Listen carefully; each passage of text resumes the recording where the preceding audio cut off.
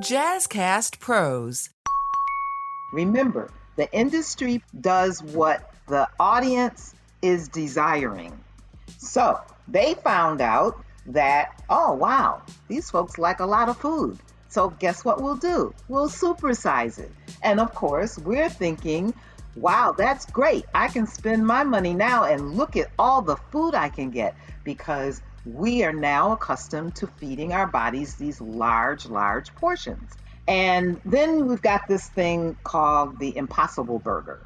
So everyone's kind of saying, oh, this must be great. This must be wonderful because it's plant based and I can eat healthy. Well, guess what? You have just by eating that one item gotten to your limit of sodium for that day. So reading labels and looking at that nutritional panel is extremely, extremely important because our food is laden with sodium because that's what they do and they appeal to an audience, and we are going for the okie doke because the saltier they can make it, the sweeter they can make it, the more we will buy it. Welcome to Igniting Hope Radio, where we realize the differences between equity and equality. Here at the Buffalo Center for Health Equity, quite frankly, we don't want equality, we want equity. The only way to change hearts and minds is through emotional engagement, to get people behind it, and continuously support the concept with facts. This is our aim and our mission weekly as you join Pastor George on Igniting Hope Radio.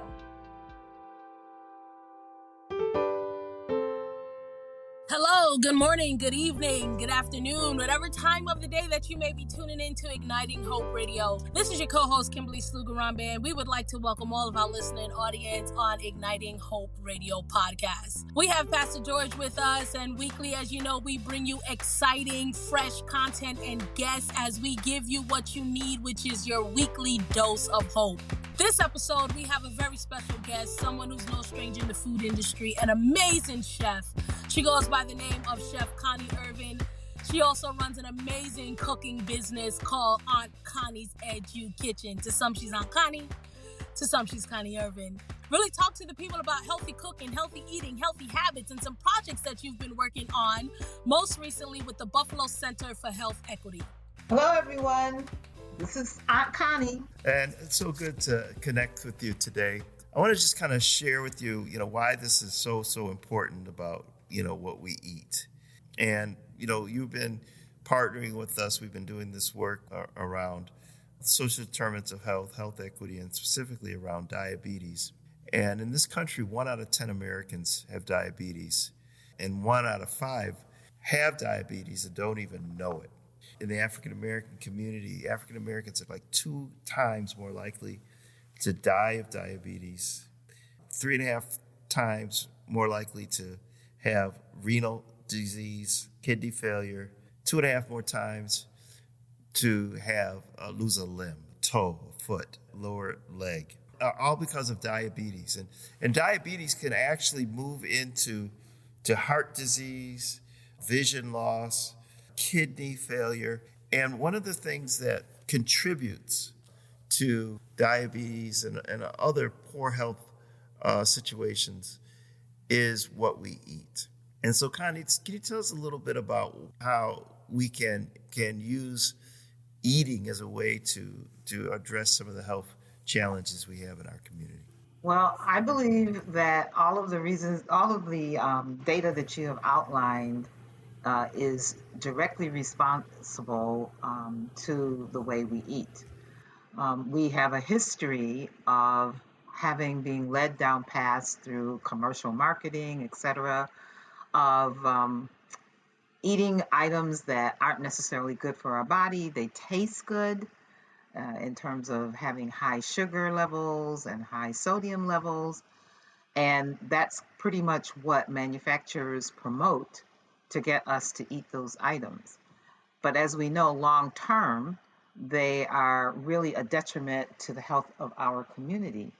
And I just believe that if we can change our eating habits, we can turn most of that around pretty quickly. It's been demonstrated over and over again. There's great examples out there of people who have changed their eating habits and turned it around and become healthy individuals. And the health of our community and it surrounds so much of how we approach our day, how our learning, and how our children learn, etc. Eating healthy is critical to our well-being all around.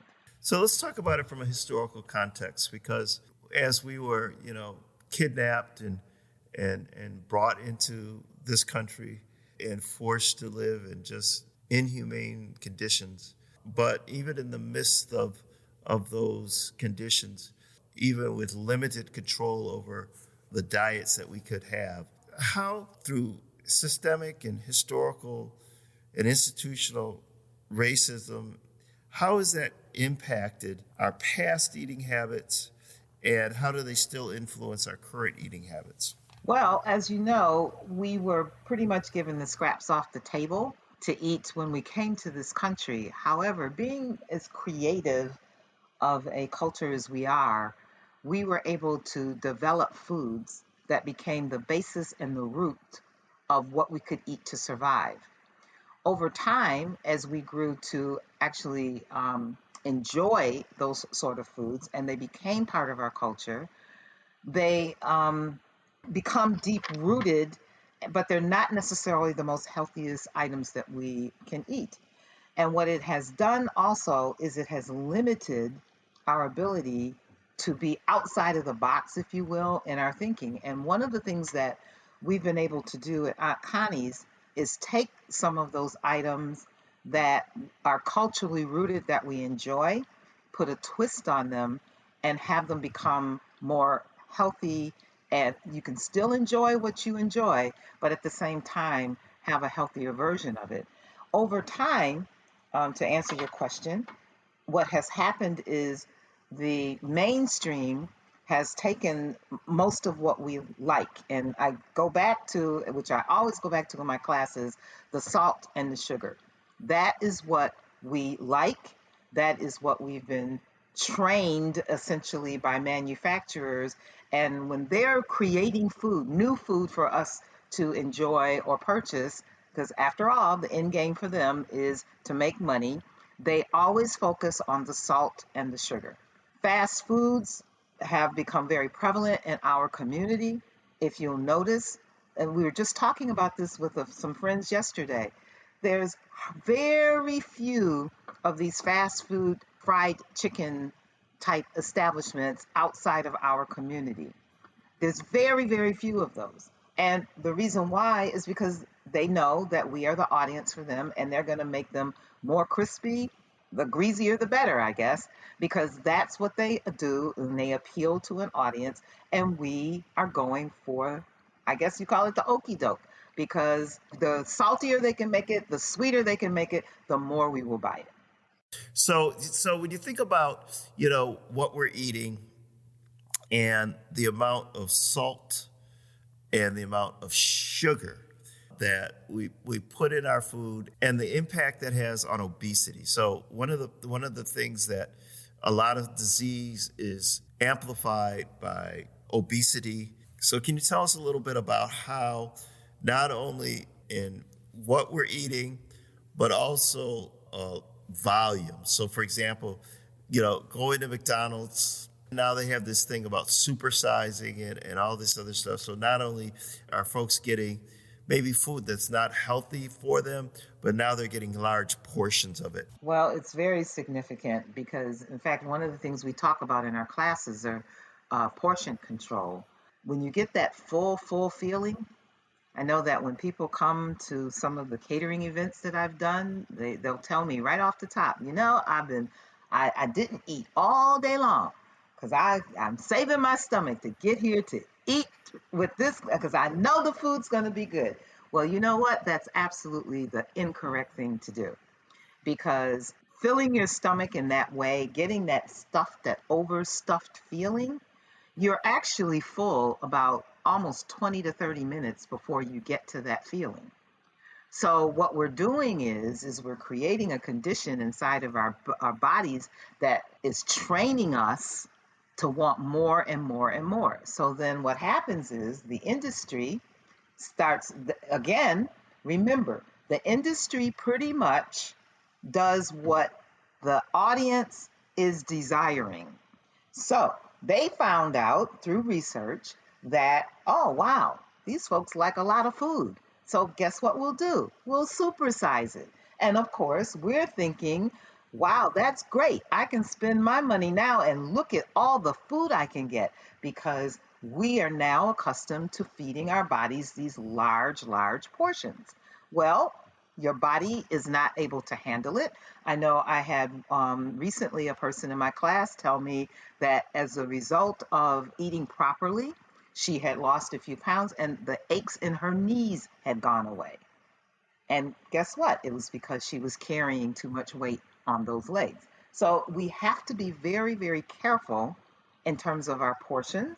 We need to read more. One of the biggest discoveries I had when I started this business is that I found out that in general, most people don't even understand what they're putting in their bodies. For instance, you should only have about 2,300 milligrams of salt per day, of sodium per day. That's pretty much the limit for just about everyone of adult age. And then we've got this thing called the Impossible Burger, and it's plant-based. So everyone's kind of saying, oh, this must be great. This must be wonderful because it's plant-based and I can eat healthy. Well, guess what? It has 1,900 milligrams of sodium in it. So 2,300 minus 1,900, you have just by eating that one item gotten to your limit of sodium for that day. So reading labels and looking at that nutritional panel is extremely, extremely important because our food is laden with sodium. I don't know, another example is this whole thing right now as I'm looking at the shelves is sugar-free. So people are gravitating towards it because they're like, oh, this must be good for me because it's sugar-free. I'm a diabetic. However, if you read the labels, it's artificial sweeteners that are being added because once again, our bodies have become attuned to having that really sweet sugar taste and that really sweet, salty sodium. So here we are with palates going back culturally, where our palates are rooted in sweet, salty, and I guess I'll add hot sauce because there's a lot of hot sauce going on out there. But that's kind of where we've limited our palates, and we really need to expand our taste buds, if you will, so that other things become more desirable, like seasonings. We just went through a class where we added thyme and we added oregano and all of these seasonings that, by the way, come from the quote mother country. These are all seasonings that, when Columbus and the boys were leaving, going through Asia and all these places, they were coming to get our seasonings, our food, and taking it back to the queen. And we somehow have gotten away from that because of our transition to this country and being fed the scraps off the table. We have totally left that in a lot of ways. But, all of this comes from us. We need to get back to us. Was salt more readily available, during our times of enslavement in the South?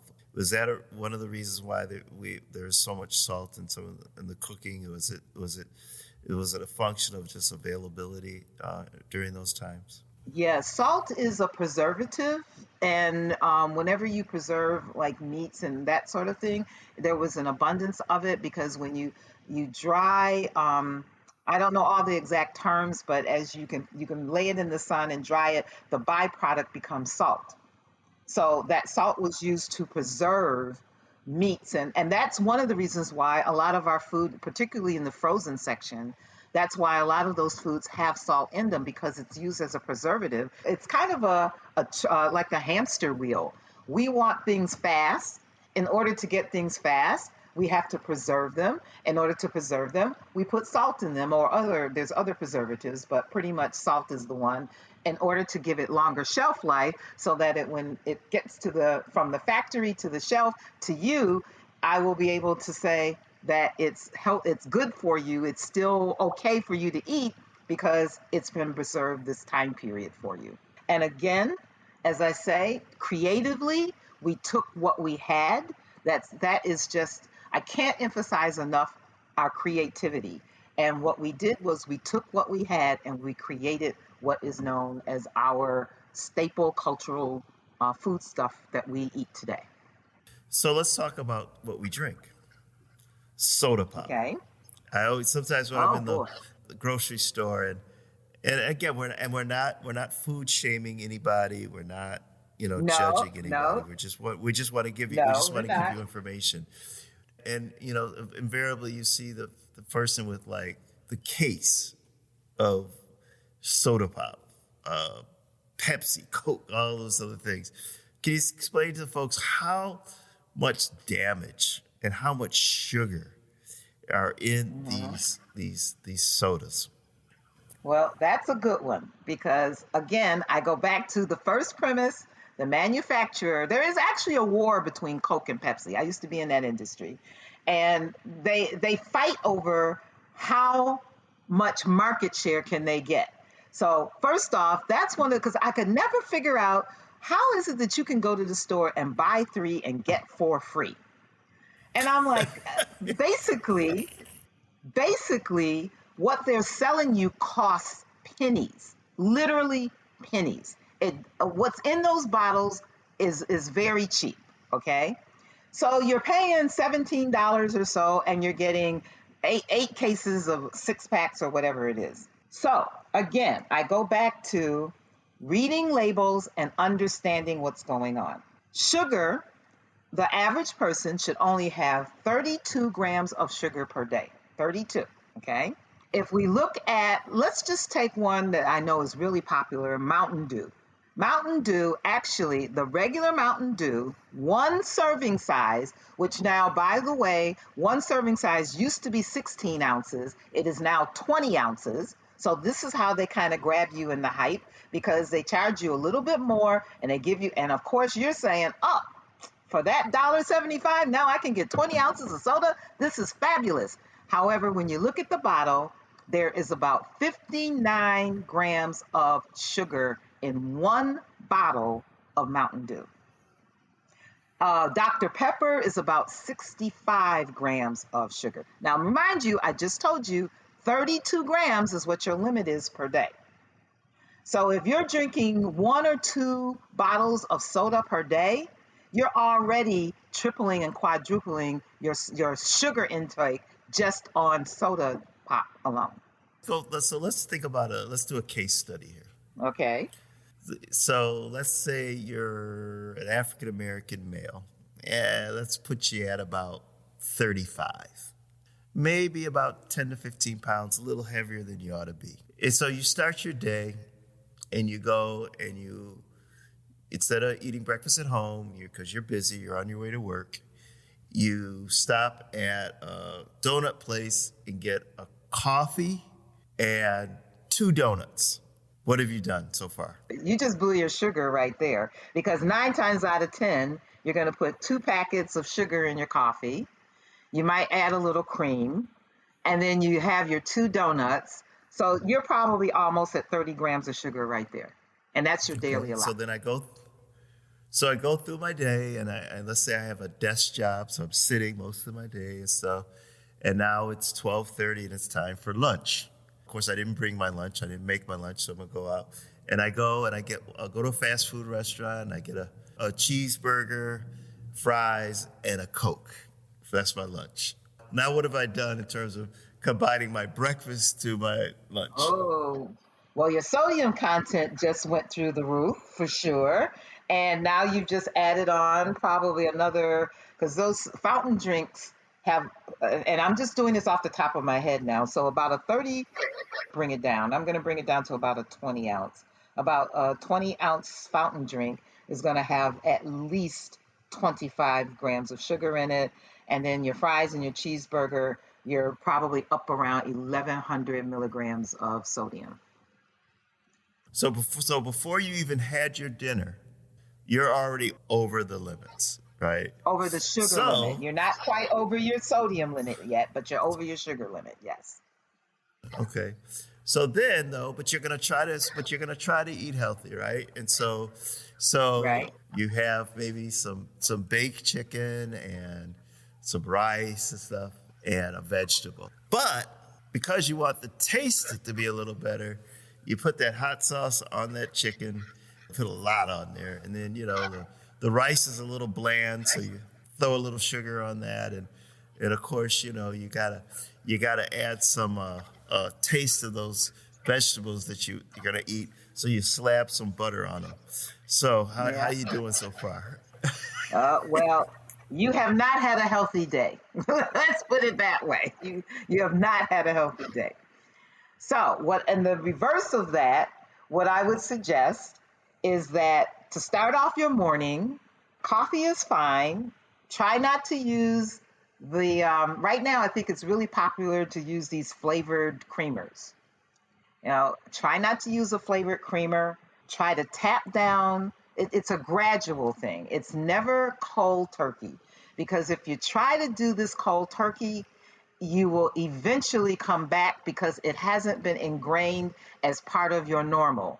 It's something that you say. It's kind of like the young lady who's gonna get married and says, I want to look great that day in my wedding dress, and she goes on this crash diet. She looks great the day of the wedding, and then afterwards she's so hungry she doesn't know what to do with herself, and that weight comes right back again. You don't want to do that. So what I say is gradual. So if you're using 3 packets of sugar, then cut back to 2. And then after you get accustomed to that taste of 2, cut back to 1. Do it gradually. I would leave the donuts off. And the other thing, which is another area that people think, is juice. I get a lot of people who tell me, well, I just went on a juice diet. Juice is laden with sugar. So just switching over to juice doesn't do it either. So in the mornings, I would have either oatmeal, where you could put some fruit in it, some fresh cut fruit or something like that. Now that still has sugar, but it is natural sugar. So going back to I'm going to go back a minute to our soft drinks, because soft drinks also has something called high fructose corn syrup, which our bodies do not digest very well. And high fructose corn syrup is a derivative of, again, the industry deciding that it was costing them too much money to ship sugar around to make things. So, of course, the guy in the laboratory said, well, if we liquefy it, we can put it in tanker trucks, just like they do gasoline. They put them in tanker trucks and ship it around, which is cheaper for them. So this high fructose corn syrup is in a lot of most of your sodas, a lot of your frozen, like the popsicles and things like that. You have to be really careful, because high fructose corn syrup, again, as I said, is not easily broken down in your body, and that will also help to put that weight on. It clogs your arteries. It leads down our path to the diabetes, the hypertension, etc. So you got to be careful there as well. Wow. So let me just talk about our children real quickly, because we're getting close to the end of our time, and I want to give people an opportunity to let them know how they can get in contact with you. But we know that probably about 90% of the kids in the Buffalo Public Schools are eating, eating in school, and I'm sort of horrified at some of the packaging or the things that are given to the children early in the morning. High sugary cereals, honey buns, things of that nature. And even those packages of juice, which aren't really juice. I don't know, they're like a juice thingy. I don't know what they are. So can you tell us about how that begins to create an appetite within our children to almost crave some of these high sugar, high salt type items, because they're getting fed them every day in the schools. We're grateful that we're going to have you back on. We're going to put the link to your website, to our website, buffalohealthequity.org, buffalohealthequity.org, to get in contact with you. We're going to have you on again, because this is some very life-saving information. So this is Pastor George Nicholas, chair of the Buffalo Center for Health Equity and the African American Health Equity Task Force. And you have been listening to the Igniting Hope podcast today with Chef Connie Ervin, who has been providing some outstanding information for us about, making sure that we change some of our habits and how we feed ourselves and how we feed our loved ones, those around us. And if you don't want to change your eating habits for yourself, change them for the people in your life, for the people that love you, the people who care about you.